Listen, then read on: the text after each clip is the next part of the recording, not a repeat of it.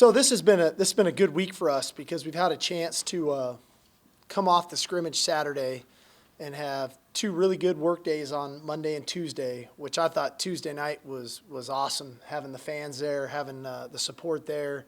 Thought it was a good atmosphere. Took yesterday off their legs and then had a really good practice day, which was a lot of work, knowing that tomorrow would be relatively light to come back and scrimmage again on Saturday. So all in all, we're making good progress. I think obviously we've got a few guys nicked up, but I think as we head into next week, we're going to get a lot of those guys back with about 2 weeks to go before the first ball game. So it's camp. That's the way it is. Nobody feels 100% right now, and that's okay. Our job is over the next 2 weeks, once we get through this scrimmage, to start getting the guys back fresh and healthy. So I feel good about where we're at right now. I feel good about the competition at specific position groups. I feel good about the competitive nature, offense and defense, battling. And I think from a special teams perspective, things are starting to take shape now, which it's about the right time. We're kind of hitting our stride where we need to. Question. Coach Bianco promised you would name a quarterback today. Is that true? Or I can name all five of them you want. Are you closer? Yeah, I think do you have your guy? I think I have a pretty good idea, but I want to give these guys an opportunity to compete, so that's what we'll do. How many position battles right now do you have that are like on the line Saturday? I don't know if they're necessarily like just on the line Saturday. I look at the totality of the body of work. It's great to see guys when they have to be out on the field on their own, non-scripted plays, making the adjustments, offense and or defense, who can think on their feet. We try to create those scenarios in practice. But really, there's nothing like the scrimmage aspect of it, because a lot of times we're in, a 4-play series or a 6-play series, and sometimes in a scrimmage, it might be a 7 or 8-play sequence, and now who can sustain, because that's real football. So I'm really evaluating all of it because I'm looking at conditioning, I'm looking at understanding of scheme, I'm looking at guys that can keep their fundamentals, their techniques right. And then I'm looking at playmaking. At the end of the day, everybody can be right, but somebody has to make the play, right, whether it's on offense and or defense. And so I try to look for all those things. And, I think I've got a handful of the guys I feel really good about who they are, what they're about. They're easy. I know who Bijan Robinson is. I know who Xavier Worthy is. I know who DeMarvion Overshone is, so on and so forth. There's a lot of other guys that we're still trying to figure out, that maybe played well last week. Can they do it again this week? And some guys that maybe didn't play as well last week, but now with another week of training and preparation, now they know what to expect, can step their game up. So I'm kind of really looking at the totality of it all. So I'd hate to say this position or that position because, quite frankly, we're trying to field, the best 22 on both sides of the ball. We need to be too deep. And we're trying to find that right, 22 on both sides of the ball, as well as on special teams to make sure we got a solid 2 deep there as well. Whenever you do decide on a quarterback, are you still of the mindset that this is the guy, this is number one guy, and this guy gets the number 1 reps, and then this guy's number 2, and that's how it's going to be until there needs to be a change? Yeah, that's the plan. Okay. That's the plan. Coach, a Quinn question. When you have a guy like him who's so naturally talented and has been able to do that in high school, how hard is it to teach him the intricacies of what it takes to be, a quarterback on this level, especially maybe without a mentor being able to sit and learn for a couple of years? Yeah, I think one of our challenges is, one, we had spring ball to assess his strengths and maybe some things we know he needed to work on. We tried to work on those things in the summer. Then you try to address those things. You reevaluate kind of that first week of camp, and then you try to address it again.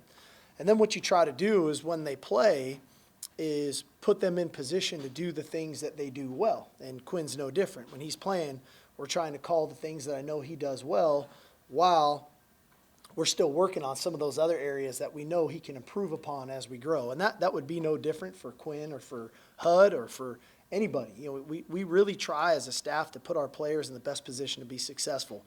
The quarterback is the easy one to see, right? And so if there's some intricacies in the game that maybe aren't as fluid for him right now, that's our job, not to put him in that position to do those things yet until we keep repping it with him to get him feeling really good about it. Do you have a flex tight end who might be among your top 3 or 4 receivers? You know, I've said this all along. That's probably one of our most improved position groups. I think J.T. Sanders is a fantastic player. I know we talked about the inline blocking, but really his strength coming into our program was his ability to be flexed out to do that. I think Juan Davis is another guy who is a natural, receiver, ball skills, can really run. Jaleel Billingsley. So I hate to say one guy because I think all 3 of those guys have that skill set, that natural skill set to do those types of things. Because if you play, say, Tariq Milton, would you move him in the slot and have Worthy outside?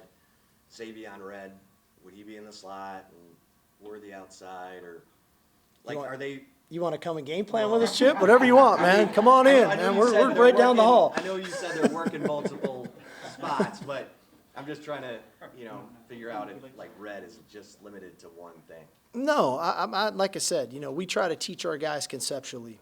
We don't try to pin them down and pigeonhole them into one thing. We really try to teach big picture, which for a younger player can feel different because they're, and a lot of times in high school they played this position or that position, and we try to teach big picture. I think our older players do a nice job of mentoring our younger players, and that was something that I think we all could say Xavier did an unbelievable job of a year ago. We played him all over the field. Jordan now with his health and how fresh he is, his ability to do both. And so that's one thing we try to pride ourselves on, is that hopefully you don't see the same picture from us play after play, week after week. We're constantly trying to change the picture, even when sometimes it's the same formation, but different people are in different spots. And so that's one thing we try to pride ourselves on, and our players pride ourselves on, is really understanding schematically what we try to do and why we try to do it. And to do that, they have to take pride in knowing and then executing those calls regardless of where they're aligned or who's in motion or whatever that may look like. What areas would you say right now that you don't worry about that anymore? That's done, that's good to go? I think the running back position I feel very strongly about. I feel strongly about the tight end position. I feel strongly about definitely our interior defensive line. I feel very good about that. I feel a lot better about our nickel position, our star position with Jade and then the emergence of Gilbo. I think I've got a much better grasp of our inside linebacker play now with the addition of Tucker and then what Overshone and Ford and Jet Bush, his emergence. I think that's become a strong position group for us. Naturally we don't, because of a couple injuries and we're a little nicked up and we've had a couple guys sick, we're a little thin at wideout right now than I would like to be. But that doesn't mean we won't be. We're a little nicked up and guys are under the weather, and that's just the way it goes, So all in all, and then finding that right combination up front of what that's going to look like on the offensive line. And so at the end of the day, I don't know if I ever feel great, just because that's the nature of a coach, right? I'm always trying to poke holes in everything that we do. I'm always trying to look at, the potentials of if X, Y, or Z occurred, what's our next move from a personnel standpoint, to making sure that we've got enough personnel groupings to offset maybe, with our wide receivers being nicked up right now. Can we play with 2 tight ends? Can we play with two running backs at the same time? Can we get into 4 wides? Or when they get back, if the tight ends get nicked up, we got to have that versatility, and that's same as on defense, right? And we got to be able to play base defense. You got to be able to play nickel defense. You got to be able to play dime defense. You got to be able to put pass rushers on the field, and so you have to practice all of those things. And then when scrimmages come, you have to be able to substitute those things fluidly so that players are comfortable when those situations arise. How many live tackling days have you had, and then how would you assess tackling so far during camp? I think we've had upwards to 3 now. I think we've tackled well, better than we did a year ago. I would say that one, we're tackling better. Two, I think our pursuit and our effort to the ball is better defensively, so that when a missed tackle may occur, which it is football, they do happen, especially when you got good players on offense, that the next guys are there to get that player on the ground. And that was probably, one of the critiques from last week scrimmage was, a couple of the explosive plays that the offense made were off of missed tackles, and I get it, that might happen, and we're working on those individuals to tackle better, but I didn't love the effort from the other guys to make up for the missed tackles. But I think that our effort has drastically improved defensively, coupled with, I think that our tackling has improved. But when the missed tackles have occurred, it sure feels like there's a lot more white hats around the ball. Did you change anything from last year? Because I know you mentioned basically you'll have drills where you do everything but bring to the ground. Right. Is that something new this year, or what changes may you have made from last year to this year? The biggest change is just the emphasis on getting to the ball, and then the proper technique, but getting to the ball. Like, we are taking a lot of pride in playing with fanatical effort on defense. I think our coaches have done a really nice job of emphasizing it. I think that the players are taking pride in it, and then we're celebrating it. We're celebrating it in the meetings, and we're talking effort every day because, hey, especially early in season when we can't afford to tackle every single day. We won't make it 25 practices, so you have to make sure you keep putting yourself in position, because early in the year, those games, sometimes the missed tackle rate is a little higher, unfortunately, and I think that's just about for everybody. You got to make sure you got more and more hats around that ball to not just get the man on the ground, but hopefully get a punch out. That ball comes loose. We're getting fumbles, and that's one thing I think defensively I've seen too, is that when there's tips and overthrows, when the ball's getting knocked out, man, it sure feels like we're recovering a lot of those on defense right now as opposed to a year ago. Sark, with your interior D lineman, you mentioned Vernon and Byron, like when you were just in Yeah. shorts and shells. Have those two guys continued that trajectory since the pads have come on? And Vernon specifically, what kind of strides have you seen him make over Yeah. the last 8 to 12 months? Those two guys have. I mean, Byron's had a great camp. Vernon started off really hot, and then I don't want to say he took a lull. He just kind of settled in, and then I've seen it again here pop back up over the last couple days. But I'd be remiss if I didn't mention Coburn and Sweat. I think that they've really come on the last week as well. And so, we'll get Alfred back here sooner rather than later, and that's a solid group of guys in there that you can really rotate through. Coach Bo says it all the time. We don't have starters on that interior front. All those guys are going to play, and we're going to be able to rotate them. And that's why when you mention what's a group you feel good about, it's that group. I know what 2 combination or 3 combination of those guys that are in there, I feel really good about those guys playing. It's not about one guy's the starter, one guy's the backup. They're all playing at a pretty high level right now. Can you Coach, give us on Tuesday, we'll be Sir Banks, obviously at left tackle, Sir Campbell inside. Sir, what have you seen from those two kind of Yeah. specifically? And are there more freshmen who could possibly be in that 2D? Yeah.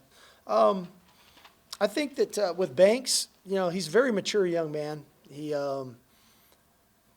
He's very steady and consistent in his style of play, but his demeanor, I think, helps him at left tackle. He's very calm, but yet he has a physical nature about him, and he finishes people. Campbell, physically gifted, long arms, will strike you, tough. It's all the consistency in his game that we're working on right now, the fundamentals, the techniques, all those types of things. But he's an impact. I think it's helped him. He's got Jake on one side, Christian on the other, 2 experienced players is helpful for him at guard. A guy who's been impressive has been Cam Williams, another guy who's just kind of shown up. I think when we get Cole Hudson back, he'll definitely be a guy that will be in that mix. And so those are probably the first 4 that come to mind for me. And that's not to take any away from Connor Robertson's getting a lot of reps. Malik Ogbo's getting a lot of reps. So a lot of guys repping through it. But those kind of 3-4 guys to me stand out. Can you give us an injury update? You had some guys that were, like Collins and Cole Hudson, and how those guys are doing, the guys who were nicked with them. Yeah, I think we'll get them back sooner rather than later. I feel good. That's why I was saying, as we work our way into next week, whether it's Roshan or whether it's, Jade Barron or you know, O'Leary. yeah, Troy, Cole Hudson. I mean, I think a lot of these guys are kind of on the come to come back. I don't think I'm going to play any of them Saturday, quite honestly, because I want them to get back and be really healthy heading into the 2 weeks for that ball game. But I feel good about like the progress that they're making. They're working hard to get healthy. They want to get back out there, but I also know we've got a long way to go this season.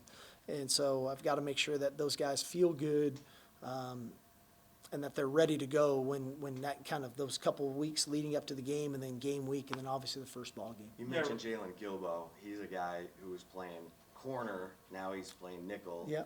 How do you feel about him, and what are you seeing from like Jameer Johnson? Yeah, I think Gilbo, he's a very confident player. He's a gym rat. He's a football junkie. He loves the game, and you see his instincts.